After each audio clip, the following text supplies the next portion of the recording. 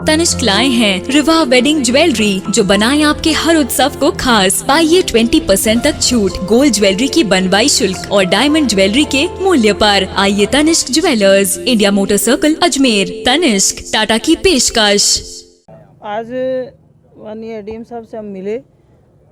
पुष्कर विधानसभा क्षेत्र का 54 number ward आता है, जिसमें मदार में चर्च भी है। चर्च की ज़मीन पर किसी भूमाफिया द्वारा उसकी बाउंड्री को तोड़ दिया गया।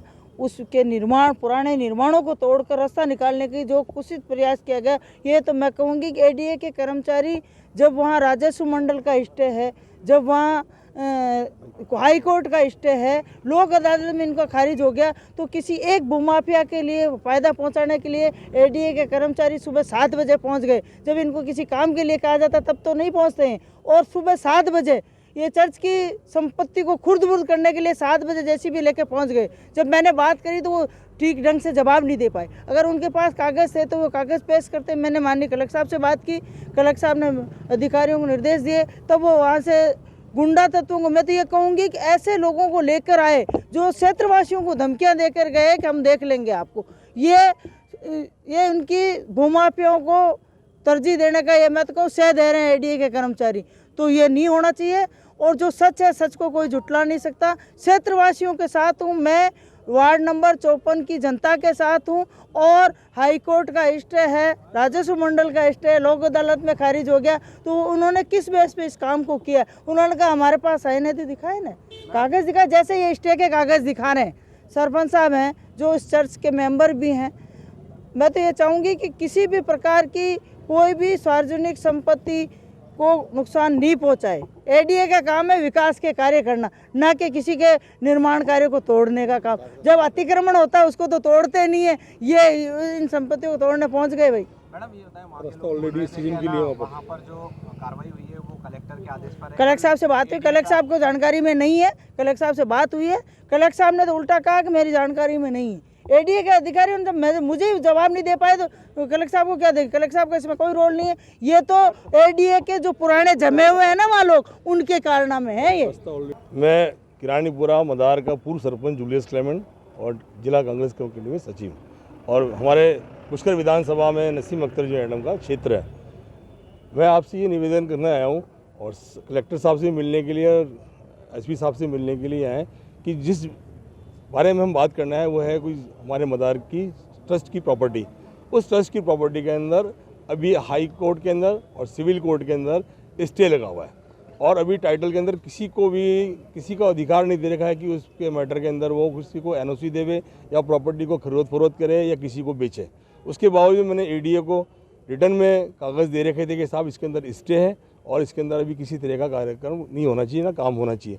उन्होंने इस बात को माना, उन्होंने कहा ठीक है, लेकिन उसके बावजूद आज अचानक वहाँ पर वो उन्होंने बाउंड्री तोड़ दी, अंदर मकान थे सारे तोड़ दिए, और उस काफ़ी तरह से वहाँ पर जो लोग थे जमा थे, उन सबों को एडीए वाले ना तो पुलिस वालों को लेकर आए, बल्कि वहाँ पर जो भूमाफिया तत्व हैं जो वहाँ के अंदर ज़मीन बेचना चाहते हैं, जिन्होंने वहाँ पर जनहित के अंदर याचिका लोक अदालत के अंदर भी लगाई थी कि साहब यहाँ से रास्ता दिया जाए, तो उस याचिका को भी लोक अदालत ने खारिज कर दिया। उसके अंदर उन्होंने साफ लिखा कि हमें इससे स्पष्ट हो रहा है कि भूमाफिया अपना स्वार्थ देख करके ये जनहित की याचिका लगा रहे हैं, इसलिए इसके अंदर हम इस रास्ते को खारिज करते हैं, इसको रास्ता नहीं दिया जाएगा। उसके बावजूद भी हमारे डिस्ट्रिक्ट सुपरिटेंडेंट जो मदार मेथोडिस्ट चर्च इंडिया के हैं, लेकिन आज प्रॉपर्टी जमाबंदी का मेथोडिस्ट चर्च जनूबी एशिया के हैं, उसका टाइटल के अंदर अभी इंडिया के नाम नहीं हुए।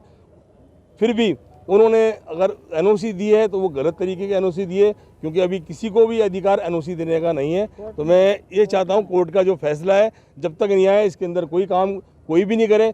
फिर भी एडी ने जो बाउंड्री तोड़ी है, मैं आप लोग के द्वारा एडी को कहना चाहता हूँ कि वो बाउंड्री जिस तरह से तोड़ी है उसको बनाएं, और ताकि वहाँ के जो हम समाज के लोग जो रह रहे हैं उनको किसी तरह की कोई दिक्कत नहीं आए।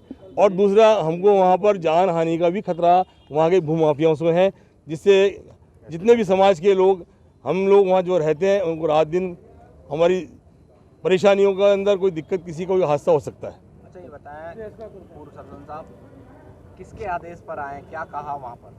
उनके पास ना तो कोई आदेश की कॉपी थी, ना उन्होंने आदेश बताया।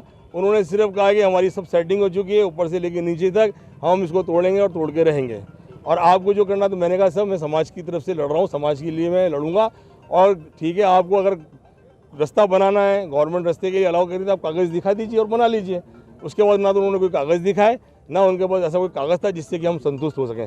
फिर भी हमारे समाज के लोग आज आप लोगों के द्वारा पूरे प्रशासन को बताना मांग रहे हैं कि हमारे साथ कोई हादसा होता तो उसकी जिम्मेदारी उन भूमाफियों की होगी और हमारे डिस्ट्रिक्ट सुपरिटेंडेंट की होगी। सर ये वार्ड नंबर 54 मदार वाला क्षेत्र है। मदार वाले क्षेत्र में आज सुबह फ़ोन के माध्यम से जानकारी मिली कि एडीए प्रशासन वहाँ पे कार्रवाई करने पहुँचा है। तो मैं भी मौके पे पहुँचा। वहाँ पे ईसाई समुदाय के बहुत से लोग मौजूद थे जो चर्च में मौजूद थे, वो बात भी कर रहे थे। उन्होंने इस मैटर पे, इस ज़मीन पे स्टे भी आया हुआ है।